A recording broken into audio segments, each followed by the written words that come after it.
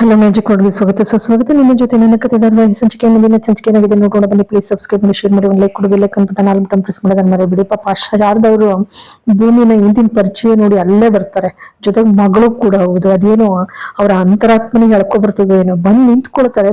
ಪಾಪಿ ರೌಡಿ ನೋಡ್ಬಿಡ್ತಾನೆ. ಮೊದಲೇ ಪಾಪ ಪುಕ್ಲುತನ ನೋಡಿದ ತಕ್ಷಣ ಮತ್ತೆ ಓಡಕ್ ಶುರು ಮಾಡ್ತಾರೆ.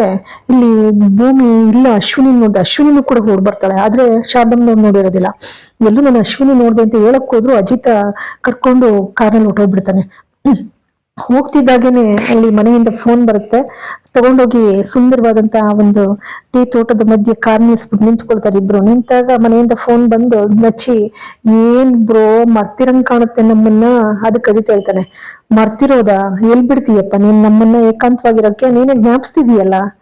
ಅದಕ್ಕೆ ಸತ್ಯನ ಅಂತ, ಹೌದು ಅವ್ನು ಹೇಳೋದೇನು ಸತ್ಯನೇ ಅಂತ ಹೇಳ್ತಾರೆ. ಈ ಕಡೆ ಇನ್ಸ್ಪೆಕ್ಟ್ರು, ಸರ್ ಎಲ್ಲ ಕಡೆನೂ ಕೂಡ ನಾನು ಸೆಕ್ಯೂರಿಟಿನ ಅರೇಂಜ್ ಮಾಡಿದ್ದೀನಿ, 4 ಮೂಲೆನಲ್ಲಿ ಎಲ್ಲೂ ತಪ್ಪಿಸ್ಕೊಳಕ್ ಸಾಧ್ಯ ಇಲ್ಲ, ಬಸ್ ಸ್ಟ್ಯಾಂಡ್, ರೈಲ್ವೆ ಸ್ಟೇಷನ್, ಪ್ರತಿಯೊಂದು ಕಡೆನೂ ಕೂಡ ಹುಡುಕ್ತಾ ಇದ್ದೀನಿ ಅಂತ ಹೇಳಿ. ಥ್ಯಾಂಕ್ ಯು ಸರ್ ಅಂತಾರೆ. ಅದಕ್ಕೆ ಇನ್ಸ್ಪೆಕ್ಟರ್, ಏನ್ ಸರ್ ಫಾರ್ಮಾಲಿಟೀಸ್ಗೆಲ್ಲ ಈಗೆಲ್ಲ ಹೇಳ್ಬಾರ್ದು ಸರ್, ಇಬ್ರು ಒಂದೇ ವೃತ್ತಿಯವರಲ್ವಾ ಅಂತಾರೆ. ಇಲ್ಲಿ ಶಾರದಮ್ಮನವ್ರು ಓಡಕ್ ಶುರು ಮಾಡ್ತಾರೆ. ಓಡ್ತಾ ಪಾಪ ಅಲ್ಲಿ ಆಟೋ ಹತ್ರ ಬಂದು ನಿಂತಿರ್ತಾರೆ. ನಿಂತಿದ್ರೆ ಪಾಪಿ ಅವಳಿಗೆ ಅಶ್ವಿನಿ ಬರ್ತಾಳೆ, ಅವಳಿಗೆ ಕಾಣೋದಿಲ್ಲ, ಹೊಟ್ಟೋಗ್ಬಿಡ್ತಾಳೆ. ಇನ್ನೊಬ್ಬ ರೌಡಿ ಸುತ್ತ ಇರ್ತಾರೆ ಪಾಪಿಗಳು.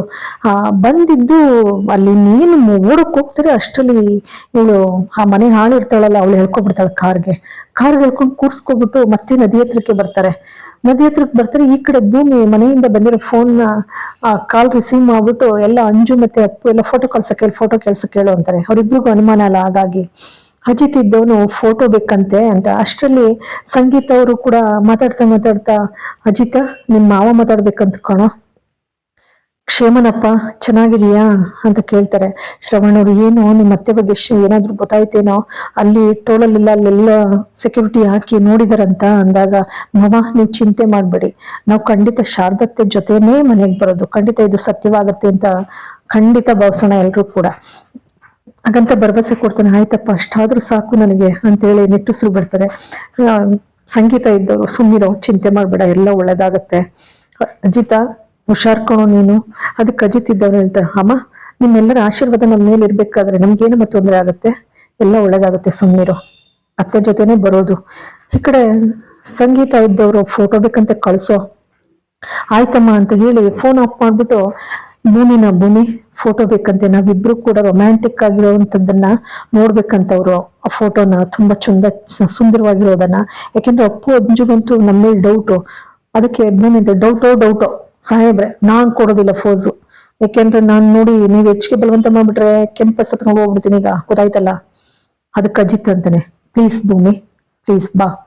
ಅಪ್ಸರೇ ಅಂತಾರೆ. ಅದಕ್ಕೆ ಭೂಮಿ, ನನ್ ಕೆಂಪಸ್ ಸುತ್ಕೊಂಡು ಹೋಗ್ಬಿಡ್ತೀನಿ ಅಂತ ಮತ್ತೆ ಅಪ್ಸರೆ ಅಂತಿದ್ದಾಗೇನೆ ಫೋರ್ಸ್ ಕೊಡ್ತಾಳೆ. ಸಾಕು, ಇದೇ ಎಕ್ಸೆಲ್ ಅಲ್ಲಿ ಇರ್ತೀಯಾ ಅಥವಾ ಇನ್ನೇನಾದ್ರೂ ಫೋರ್ಸು ಚೇಂಜ್ ಮಾಡ್ತೀಯಾ? ಭೂಮಿ ಒಂದೊಂದ್ಸಲ ಇರ್ತೀಯಲ್ಲ ನೀನು, ಕತ್ತೆ ತಿನ್ನಿ ಹಿಂಗೆ ಹಾಗೆ. ಅದಕ್ಕೆ ಭೂಮಿ ಅಂತಾಳೆ, ಸಾಹೇಬ್ರೆ ಹಿಂಗೆಲ್ಲ ಅಂದ್ಬಿಟ್ರೆ ನಾನು ರೆಡ್ ಬಸ್ ಹತ್ಕೊಂಡು ಹೋಯ್ತೀನಿ, ನೀವು ಕಾರಲ್ಲಿ ಅಲ್ಲಿ ಬಿಡ್ಬೇಕಷ್ಟೇ, ಬಿಡ ಅಂತಾಳೆ. ಅದಕ್ಕೆ ಅಜಿತ್ ಇಲ್ಲ, ಕತ್ತೆ ತಿನ್ನಿ ತರನು ಚೆನ್ನಾಗಿ ಕಾಣ್ತೀಯ, ಕೊಡು ಪ್ಲೀಸ್ ಫೋಸು ಅಂತ ಹೇಳಿ ಇಬ್ರು ಫೋಟೋ ತಕ್ಕೋತಾರೆ. ಫೋಟೋ ತಕ್ಕೋತಾ ಇದ್ರೆ ಅಜಿತ್ ಇದ್ದವನು, ಸಾಕಮ್ಮ ಭೂಮಿ ಫೋನ್ ಕೊಡು, ಈಗ ಎತ್ತಾಕ್ಬಿಡ್ತೀನಿ ನೋಡು ಫೋನ್ ಆಮೇಲೆ ಅಂತಾನೆ ಅಜಿತ್. ನಾನು ಹೋಗ್ಬಿಡ್ತೀನಿ ಆಮೇಲೆ ರೆಡ್ ಬಸ್ ಹತ್ಕೊಂಡು ಅಂತಾಳವಳು. ಅದಕ್ಕೆ ಅಜಿತ್, ಕೊಡ್ತೇ ಇಲ್ವೋ ಫೋನ್, ಎತ್ತಾಕ್ತೀನಿ ನೋಡಿ ಈಗ ಅಂತಿದ್ದಾಗೇನೆ ಜೊತೆಗೆ ಅಜಿತ್ ಶುರು ಮಾಡ್ಕೊಳ್ತಾನೆ, ನಾನು ರೆಡ್ ಬಸ್ ಹತ್ಕೊಂಡು ಹೋಗ್ತೀನಿ ಅಂತಿದ್ದಾಗೇನೆ ಇಲ್ಲ ತಗೊಳ್ಳಿ ಅಂತ ಕೊಡ್ತಾನೆ.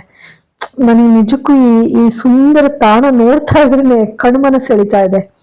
ಎಂತ ವೀಕ್ಷಕರಿಗೂ ಕೂಡ ಇಂಥ ಕಣ್ಮನ ಸೆಳಿತಕ್ಕಂಥ ಸುಂದರವಾದಂತಹ ಪ್ರಕೃತಿ ಸೌಂದರ್ಯ ಎಷ್ಟು ಸೌಂದರ್ಯ ಕೂಡ ಸಾಲದು, ಕಣ್ಮನ ತಣಿತಾ ಇದೆ. ಹಾಗೇನೆ ಅಂತ ಸುಂದರವಾದಂತಹ ತಾಣದ ಪ್ರಕೃತಿ, ಆ ನಿಸರ್ಗದ ಮಡಿಲಲ್ಲಿ ನಿಂತು ಇಬ್ರು ಕೂಡ ರೊಮ್ಯಾಂಟಿಕ್ ಆದಂತ ಮೂಡ್ನಲ್ಲಿದ್ದಾರೆ. ಪ್ರಶಸ್ತವಾದಂತಹ ಜಾಗ, ಮಧುಚಂದ್ರಕ್ಕೆ ಏಳ್ ಮಾಡಿಸಿದಂತಹ ಜಾಗ ಅವರಿಬ್ರಿಗೂ ಕೂಡ.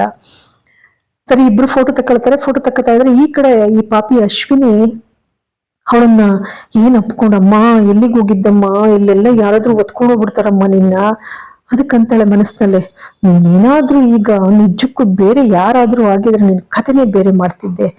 ನನಗೆ ನಿಧಿ ಇದ್ದ ಹಾಗೆ ದೇವ್ರ ಮನೆಗೆ ನೀನನ್ನು ಕರ್ಕೊಂಡು ಹೋಗ್ಬೇಕಲ್ಲ ಅನ್ನೋ ವಿಚಾರದಿಂದ ಈಗ ಇಷ್ಟು ಮಾತ್ರ ನಿನ್ನ ಸಹಿಸ್ತಾ ಇದ್ದೀನಿ ಅಂತ ಅಂತಾಳೆ. ರಾಜಮ್ಮ ಕೊಡು, ಏನಾದ್ರು ತಿನ್ನಕ್ಕೆ ಎದರ್ಕಬೇಡಮ್ಮ ಕೊಡು ರಾಜಮ್ಮ ಅಂತಾರೆ. ಈ ಕಡೆ ರೌಡಿಗಳು ಅವಳನ್ನ, ಮೇಡಮ್ನವ್ರೆ ಯಾವುದೇ ಕಾರಣಕ್ಕೂ ಕೂಡ ನೋಡಿ, ನೀವು ಈ ಅಮ್ಮನ್ನ ಇಷ್ಟೊಂದು ಬೇಡ್ಕೊಳ್ತೀರಲ್ಲ, ಯಾಕೆ ಇಷ್ಟೊಂದು ಬೇಡ್ಕೊಳ್ತೀರಾ, ನೀವು ಒಪ್ಪಿಗೆ ಕೊಡಿ, ಒಂದು ಕ್ಷಣದಲ್ಲಿ ನದಿಗೆ ತಳ್ಳಿ ನಾವು ಕೊಲೆ ಮಾಡ್ಬಿಡ್ತೀವಿ. ಅದಕ್ಕೆ ಅಶ್ವಿನಿ ಅಂತಾಳೆ, ನೀವೇನಾದ್ರೂ ಒಂದೇ ಒಂದು ಹಣುನಷ್ಟು ಅವಳ ಮೇಲೆ ಗಾಯ ಮಾಡಿದ್ರೆ ನಿಮ್ಮನ್ನ ಇಲ್ಲೇ ಮುಗಿಸ್ಬಿಡ್ತೀನಿ, ಗೊತ್ತಾಯ್ತಲ್ಲ ಅಂತಾಳೆ. ಯಾಕೆಂದ್ರೆ ಅವಳಿಗೆ ಅವ್ರು ಮುಖ್ಯ ಅಲ್ಲ, ಬಹಳಷ್ಟು ಮುಖ್ಯವಾದಂತಹ ವ್ಯಕ್ತಿ ಅವರು. ಹಾಗಾಗಿ ಇಲ್ಲಿ ಅಜಿತ್ ಮತ್ತೆ ಭೂಮಿ ಇಬ್ರು ಕೂಡ ರೊಮ್ಯಾಂಟಿಕ್ ಮೂಡ್ ಅಲ್ಲಿ ಇರ್ತಾರೆ. ಅಷ್ಟು ರೆಸಾರ್ಟ್ ಇಂದ ಫೋನ್ ಬರ್ತದೆ. ಭೂಮಿ ಇದ್ದಾಳೆ, ಯಾರ್ದು ಫೋನ್ ಅಂತಾಳೆ.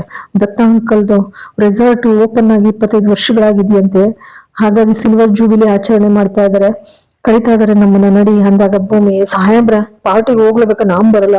ಭೂಮಿ, ಪಾರ್ಟಿಗೆ ನಾವು ಹೋಗದೆ ಇದ್ರೆ ನಮ್ಮ ಪಪ್ಪನಿಗೆ ತಕ್ಷಣ ಮೆಸೇಜ್ ಕೊಡ್ತಾರೆ, ದತ್ತ ಅಂಕಲ್ ಗೊತ್ತಾ, ಹೋಗ್ಲೇಬೇಕು, ಬಾಬಾ ಅಂತೇಳಿ ಕರ್ಕೊಂಡು ಹೋಗ್ತಾನೆ.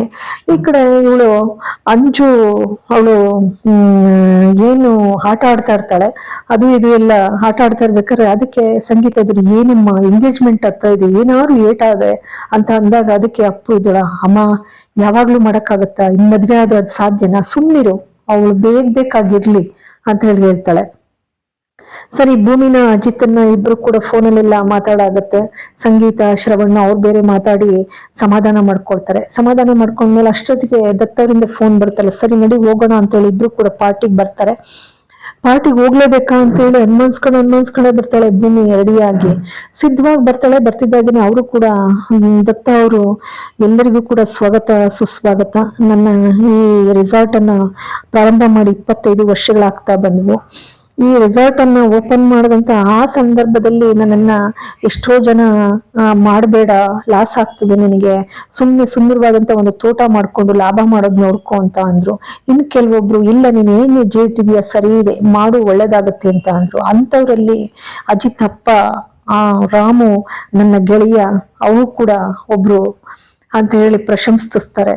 ಆಗ ಅಜಿತ್ ಇದ್ದವನು ಭೂಮಿ ಜೊತೆ ನೋಡ್ದ ಅಂತ ಹೇಳ್ತಾರೆ. ಹೇಳಿದ್ಮೇಲೆ ಎಲ್ಲ ಹೊಸ ಜೋಡಿಗಳು ಕೂಡ ನವ ಜೋಡಿಗಳಿಗೆ ಸ್ವಾಗತ ಅಂತೇಳಿ ಸ್ವಾಗತ ಕೋರ್ತಾರೆ. ಅಷ್ಟೊತ್ತಿಗೆ ಅಜಿತ್ನಿಗೆ ಸ್ಟೇಷನ್ ಇಂದ ಫೋನ್ ಬರ್ತದೆ.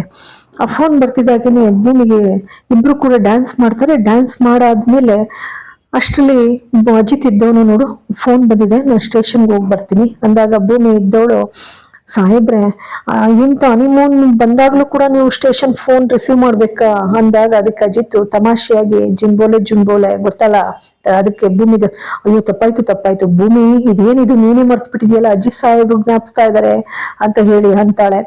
ಇವಳು ಈ ಡ್ಯಾನ್ಸ್ ಮಾಡೋಕ್ಕೂ ಕೂಡ ರಿಸ್ಟ್ರಿಕ್ಟ್ ಆಗ್ತಾಳೆ. ಏನು ನೀವು, ನಾನು ರೆಡ್ ಬಸ್ ಹತ್ಕೊಂಡಿದ್ದೀನಿ ಹಾಗೆ ಹೀಗೆ ಅಂತ ಹೇಳಿ ತಮಾಷೆ ಮಾಡ್ತಾಳೆ. ಅದಕ್ಕೆ ಅಜಿತ್ ಇದ್ದವನು ಅಲ್ಲೂ ಕೂಡ ಅಪ್ಸರೆ ಅಂತ ಹೇಳಿ ಅವಳು ಮನವೊಲಿಸಿ ಕರ್ಕೊಳ್ತಾನೆ. ಅವ್ನು ಹೋಗ್ತಾನೆ. ಆ ಕಡೆ ಎಲ್ರು ಜ್ಯೂಸು ಮತ್ತೆ ಬೇಕಾದ್ರೆ ಡ್ರಿಂಕ್ಸು ಎಲ್ಲ ಹಂಚ್ತಾ ಇರ್ತಾರೆ. ಹಂಚ್ಬೇಕಾದ್ರೆ ಭೂಮಿ, ನನಗೆ ಅವ್ರು ಕುಡಿತಾ ಇದಾರಲ್ಲ ಅದಲ್ಲ, ನನಗೆ ಜ್ಯೂಸ್ ಬೇಕು ಅಂತ ಹೇಳಿ ಅಂತಾಳೆ. ಸರಿ ಆಯ್ತು ಅಂತ ಹೇಳಿ ಅವನು ವೆಯ್ಟರು ತಗೋಬರ್ಲಿಕ್ಕೆ ಅಂತ ಹೋಗ್ತಾನೆ. ಹೋಗ್ದಾಗ ಅವನ ಜೊತೆ ಒಬ್ಬ ಇದ್ದವನು ಹೇಳ್ತಾನೆ, ಅವ್ರು ಏನ್ ಕೇಳಿದ್ರು ಅಂತ ಗೊತ್ತಾ ನಿನ್ಗೆ, ಕೇಳಿಸ್ಕೊಂಡಿದೀಯಾ, ಮೊದ್ಲೇ ನಿನಗೆ ಕಿವಿ ಕೇಳಲ್ಲ, ಆಮೇಲೆ ಹೆಚ್ಚು ಕಡಿಮೆ ಮಾಡ್ಬಿಟ್ಟಿಯಾ, ಅವ್ರ ಎಣ್ಣೆ ಎಲ್ಲ ಜ್ಯೂಸ್ ಕೇಳಿರ್ತಾರೆ, ಹೆಂಗ್ ಹೇಳು ಅಂದಾಗ ಅವನು, ಇಲ್ಲ ಇದನ್ನೇ ಕೇಳಿದ್ರು ಅಂತೇಳಿ ಎಣ್ಣೆ ತೋರ್ಸೆ ಅಂತಾನೆ. ಪಾಪ ಅವ್ಳು ಕೇಳಿದ್ದೇ ಬೇರೆ. ಸರಿ, ಅವನು ಕಿವಿ ಕೇಳಿಸ್ಕೊಳ್ಳದೆ ಇರೋನು ತಗೊಂಡ್ ಬಂದು ಡ್ರಿಂಕ್ಸ್ನ ಇಟ್ಬಿಡ್ತಾನೆ. ಆ ಡ್ರಿಂಕ್ಸ್ ಇಡ್ತಿದ್ದಾಗೇನೆ ಭೂಮಿ ಅದನ್ನ ನೋಡ್ತಾಳೆ, ಇದೇನಿದು ಈ ಕಲರ್ ಇದೆಯಲ್ಲ, ಜ್ಯೂಸ್ ಹಿಂಗಿದ್ಯಾ, ಅವರೆಲ್ಲ ಕುಡಿತಾ ಇದಾರಲ್ಲ ಅದೇ ತರ ಇದೆಯಲ್ಲ, ಇದು ಜ್ಯೂಸಾ ಡ್ರಿಂಕ್ಸಾ ಅಂತೇಳಿ ಒಂದು ಕ್ಷಣ ಕೂತ್ಕೊಂಡು ಯೋಚನೆ ಮಾಡ್ತಾಳೆ. ಆನಂತರ ಕುಡಿದೇ ಇದ್ರೆ, ಏನು ತಿಂದೇ ಇದ್ರೆ ಸಾಯಿಬ್ರು ಬೇಜಾರು ಮಾಡ್ಕೋತಾರೆ. ನೋಡು, ಯಾವುದೇ ಕಾರಣಕ್ಕೂ ಅನ್ನ ದಂಡ ಮಾಡಬಾರ್ದು, ಎಷ್ಟು ಕಷ್ಟಪಟ್ಟು ದುಡ್ದಿರ್ತಾರೆ ಗೊತ್ತಾ, ಅದ್ರ ಬೆಲೆ ನಿನಗೆ ಗೊತ್ತಿರ್ಲಿ ಅಂತ ಪದೇ ಅಂತಿರ್ತಾರೆ. ಇನ್ನು ಕುಡಿದೇ ಇದ್ರೆ ಬೇಜಾರು ಮಾಡ್ಕೊಳ್ತಾರೆ, ಏನ್ ಮಾಡೋದು, ಏನು ಅನ್ನೋದು ಅರ್ಥ ಆಗ್ತಾ ಇಲ್ವಲ್ಲ ಅಂತ ಹೇಳಿ ಅಂತೂ ಇಂತೂ ಯೋಚನೆ ಮಾಡಿ ಅದನ್ನ ಕುಡಿಯೋಕ್ ಶುರು ಮಾಡ್ತಾಳೆ. ಕುಡಿದ್ರೆ ಒಂಥರ ಅವಳಿಗೇನೋ ಒಂಥರ ಅದು ಟೇಸ್ಟ್ ಅಲ್ಲಿ, ರುಚಿನಲ್ಲಿ ನಿಜವಾದಂತ ಜ್ಯೂಸ್ ಕುಡ್ದಂಗ ಅನ್ಸಲ್ಲ. ಬಾ ಇದೇನ್ ಹಿಂಗಿದೆ ಅಂತೇಳಿ ಮುಖ ಸಿಂಡಿಸ್ತಾಳೆ, ಇಟ್ಬಿಡ್ತಾಳೆ. ಇಟ್ಬಿಟ್ಟು ಮತ್ತೆ ಅದೇ ಯೋಚನೆ ಬರ್ತದೆ, ಅಜಿತ್ ಸಾಹೇಬ್ರು ಏನಾರ ಬೇಜಾರ್ ಮುಡ್ಕೊಬಿಟ್ರೆ ಬೈದು ಬಿಡ್ತಾರಲ್ವಾ, ಬಂದ್ಬಿಟ್ಟು ಬೇಡಪ್ಪ ಹೇಗಾದ್ರೂ ಆಗ್ಲಿ ಅಂತ ಹೇಳಿ ಒಂದೇ ಗುಟುಕಿಗೆ ಎಲ್ಲಾನು ಕುಡಿಯೋಕ್ ಶುರು ಮಾಡ್ತಾಳೆ, ಕೂಡ್ದೆ ಹಾಕ್ಬಿಡ್ತಾಳೆ ಎಲ್ಲಾನು ಹೊತ್ಲಾಗೆ. ಚೆನ್ನಾಗಿ ಕುಡ್ದು ಬಿಡ್ತಾಳೆ. ಕುಡ್ದು ಬಿಟ್ಟು ಅವಳಿಗೆ ಒಂಥರ ಮತ್ತಿರ್ದಂಗ ಆಗ್ತದೆ. ಮತ್ತಿರ್ದಂಗಾಗಿ ಅವಳಿಗೆ ಎಲ್ಲಿದ್ದೀನಿ, ಏನ್ ಮಾಡ್ತಾ ಇದ್ದೀನಿ, ಏನ್ ಮಾತಾಡ್ತಾ ಇದ್ದೀನಿ, ಯಾವ ರೀತಿ ವರ್ತಿಸ್ತಾ ಇದ್ದೀನಿ, ಅವಳಿಗೆ ಕಿಂಚಿತ್ತು ಅರಿವೇ ಇಲ್ಲ. ಆ ಪರಿಸರದ ಪ್ರಜ್ಞೆನೇ ಅವಳಿಗೆ ಹೊಟ್ಟೋಗಿದೆ.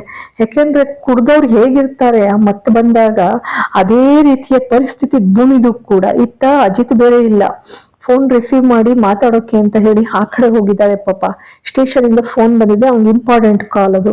ಇವಳು ಬೇರೆ ಕುಡ್ದು ಬಿಟ್ಟಿದ್ದಾಳೆ. ಏನ್ ಮಾಡೋದು ಸ್ಥಿತಿನಲ್ಲಿ ಅಲ್ಲಿ ಇಲ್ಲವೇ ಇಲ್ಲ ಅಜಿತ್ತು. ಹಾಗಾಗಿ ಭೂಮಿ ಅವಳು ಇಚ್ಛಿಗೆ ಅವಳು ಚೆನ್ನಾಗಿ ಕುಡ್ದು ಬಿಟ್ಟಿದ್ದಾಳೆ. ಕುಡ್ದು ಬಿಟ್ಟು ಶುರು ಮಾಡ್ತಾಳೆ ಹಾಡನ್ನ, ಮಾಲಾಶ್ರೀ ಹಾಡನ್ನ. ಏನು ಕುಡ್ದಿರೋ ಹಾಡನ್ನ ಹಾಕ್ಸ್ಕೊಂಡು ಡ್ಯಾನ್ಸ್ ಮಾಡಿದ್ದೆ. ಒಳಗೆ ಸೇರಿದರೆ ಗುಂಡು, ಹುಡುಗಿ ಆಗುವಳು ಗಂಡು ಅಂತ ಹೇಳಿ ಏನ್ ಕುಣಿತಾಳೆ. ಅಷ್ಟ್ರ ಮಟ್ಟಿಗೆ ಡ್ಯಾನ್ಸ್ ಮಾಡಕ್ ಬಿಡ್ತಾಳೆ. ಎಲ್ಲ ಇಡೀ ರೆಸಾರ್ಟ್ ಅಲ್ಲಿ ಏನ್ ನೆರೆದಿರ್ತಾರೆ ಎಲ್ಲ ನವಜೋಡಿಗಳೆಲ್ಲರೂ ಕೂಡ ಅವಳ ಹತ್ತ ತಿರುಗಿ ನೋಡ್ಬೇಕು, ಆ ರೀತಿಯಲ್ಲಿ ಕುಣಿದಾಕ್ಬಿಡ್ತಾಳೆ. ಕುಣಿದು ಹಾಕ್ತಿದ್ದಾಗೇನೆ ಅವಳಿಗೆ ಅದ್ರ ಅರಿವಿಲ್ಲ. ಅಷ್ಟ್ರ ಮಟ್ಟಿಗೆ ಕುಣಿತಿದ್ದವಳು ಪಟ್ ಅಂತ ಕೂತ್ಕೊಳ್ತಾಳೆ. ಅಷ್ಟ್ರಲ್ಲಿ ಅಜಿತ್ ಬರ್ತಾನೆ. ಎಲ್ಲೋ ಒಂದೆಡೆಯಲ್ಲಿ ಪಾಪ ಅಜಿತ್ನಿಗೆ ಒಂದ್ ರೀತಿ ಗುಡ್ ನ್ಯೂಸ್ ಬಂದಿದೆ ಅಂತ ಅನ್ಸುತ್ತೆ. ಶಾರದಮ್ಮನವರು ಸಿಕ್ಕಿರ್ತಕ್ಕಂತ, ಯಾಕೆಂದ್ರೆ ಸಿಕ್ಕಿ ಅವ್ರ ಕೈಗೆ ಇನ್ನೇನ್ ಹಿಡ್ಕೋಬೇಕು ಅನ್ನೋ ಅಷ್ಟರಲ್ಲಿ ಕಣ್ಮರೆ ಆದವ್ರು ಅವರು, ಕ್ಷಣಾರ್ಧದಲ್ಲಿ ಕಣ್ಮರೆ ಆದವರು. ಪಾಪಿ ಅಶ್ವಿನಿ ಮತ್ತೆ ಅದೇ ನದಿ ದಡಕ್ಕೆ ಕರ್ಕೊಂಡು ಹೋಗಿದ್ದಾಳೆ. ಇಡೀ ಇನ್ಸ್ಪೆಕ್ಟ್ರು ಜೊತೆಗೆ ಪೊಲೀಸ್ ಇಲಾಖೆ ಏನಿದೆ ಅದಷ್ಟು ಕೂಡ ಹುಡುಕ್ತಾ ಹೊರಟಿದ್ದೆ. ಆದ್ರೆ ಆ ನದಿ ದಂಡೆನಲ್ಲೇ ಎಲ್ಲ ಬಿಡಾರ ಊರಿದ್ದಾರೆ, ಎಲ್ರು ಕೂಡ ಕೂತಿದ್ದಾರೆ. ಒಂದು ಸೆಕೆಂಡ್, ಒಂದಷ್ಟು ಗಳಿಗೆ ಕಳೆದ್ರೆ ಅವ್ರು ಖಂಡಿತವಾಗಿಯೂ ಕೂಡ ಈ ಸ್ಥಳನೇ ಬಿಟ್ಟು ಅವಳು ಬಾಂಬೆಗೆ ಅಥವಾ ಏನು ಗೋವಾಕ್ಕೆ ಸಾಗಿಸ್ಬೇಕು, ಇಲ್ಲ ಪಾಂಡಿಚೇರಿಗೆ ಸಾಗಿಸ್ಬೇಕು ಅನ್ನೋಂತ ಹುನ್ನಾರ ಎಲ್ರದ್ದು ಕೂಡ. ಇದಕ್ಕೆ ಆ ಉಪಾಯನ ಹೇಳ್ಕೊಟ್ಟಿರೋಳು ಪಾಪಿ ರಾಜಿನು ಅಂತವಳು. ಹಾಗಾಗಿ ಅಂತ ಸಂದರ್ಭ ಖಂಡಿತ ಬರೋದಿಲ್ಲ. ಯಾಕೆಂದ್ರೆ ಅಂತ ಸಂದರ್ಭ ಬಂದ್ಬಿಟ್ರು ಪಾಪ ಶಾರದಮ್ಮನವ್ರು ಸಿಗ್ದಂಗೆ ಆಗ್ಬಿಡ್ತಾರೆ ಇಲ್ಲಿ. ಯಾಕೆಂದ್ರೆ ಬಹಳಷ್ಟು ಮುಖ್ಯವಾದಂತ ವಿಚಾರ ಅಂತ ಅಂದ್ರೆ ಅಶ್ವಿನಿಗೆ ಶಾರದಮ್ಮನವರು ಬೇಕೇ ಇದ್ದಾರೆ.